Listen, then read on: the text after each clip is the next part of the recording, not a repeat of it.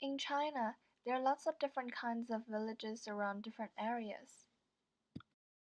Some are beautiful, some are messy, some are high-tech, but some are backward.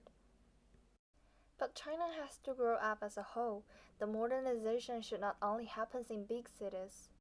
So, in order to stimulate the development of China, the government put forward a policy in 2005, the construction of new socialist countryside. Until now, it has been over 10 years after the policy published, so as you guessed, I'm now going to one of the countrysides in China as a field test to see how well does the policy work. In the early morning in July 19, 2018, my whole family drove to a countryside called Wujia Mountain. It is in the north part of China, in Shanxi province. The city beside the countryside is the most famous Chinese science fiction writer, Liu Cixin's hometown. We were so lucky that we were just on time for the annual temple fair. They were having a parade along the road, people all dressed up for their traditional shows, which will happen later. Some of them were holding dancing fans, and some of them were holding the great Chinese leader Mao Zedong's portrait. Here, we went through their gate and get into the village.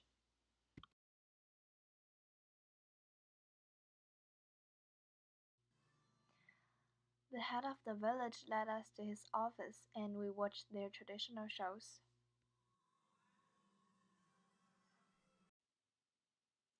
The shows were basically in purpose to make the temple fair lively and full of excitement.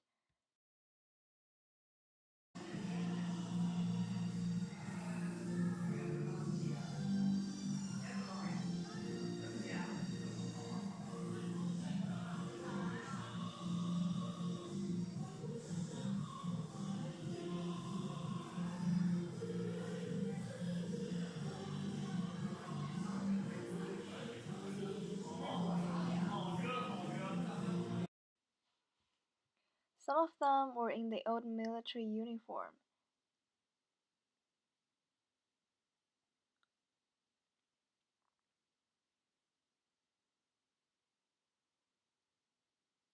Some were dancing yangge, a traditional northern Chinese dance.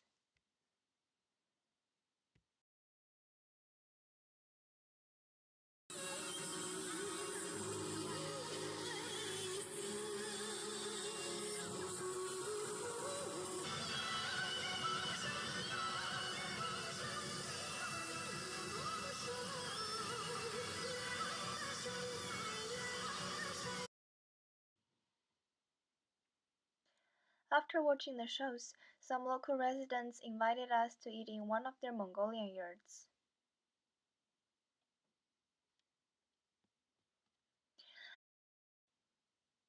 They had pretty windmill roads. I could feel that they were not only living their lives, but also enjoying and creating the beauty of the life.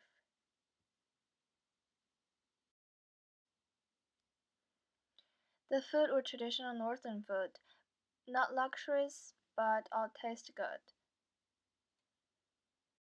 I could see that there were lots of other tourists from other places as well.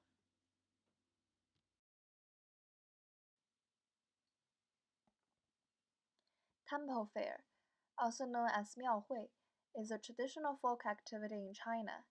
The fair is usually held at temples or places adjacent to them, so it is named Temple Fair. Temple Fair is originally formed by vendors who set up their shops and sold their goods to people who journey to the temples during traditional festivals. It gradually becomes a kind of cultural gathering where people worship gods, pray for the blessing, and have fun.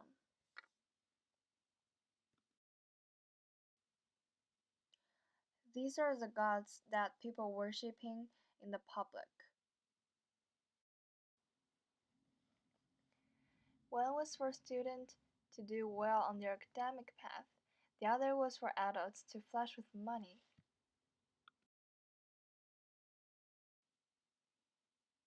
In the center of the square, there was a sculpture of Chinese great leader Mao Zedong. Nearby the square, we went to the office building. On the biggest stone wall, it says, "Serve the people."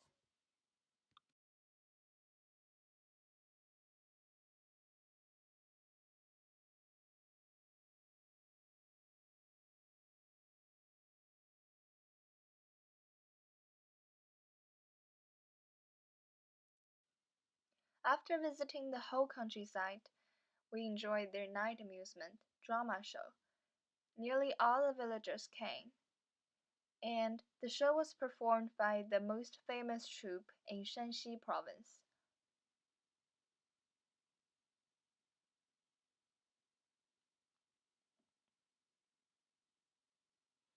The show was called The Lotus Lantern, a beautiful Chinese legend.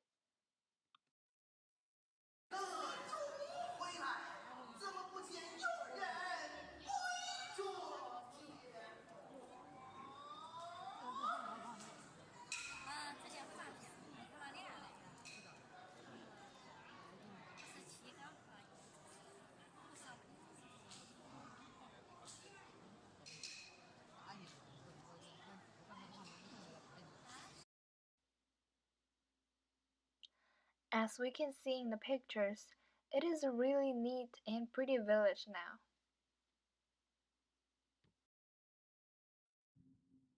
This was one of the houses that the villagers here lived in, and we lived here overnight. In the next day, we explored the history of this countryside in its local museum.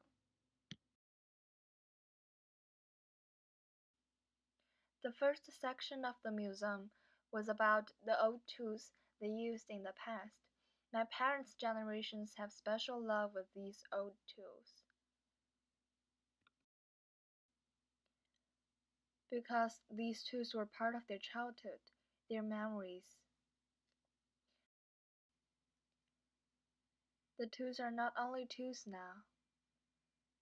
It is the old art in a particular generation's hearts.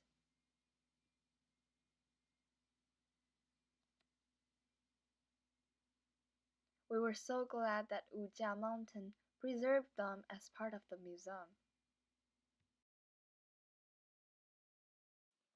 Then it was a history section, as we can see in the pictures before the policy published.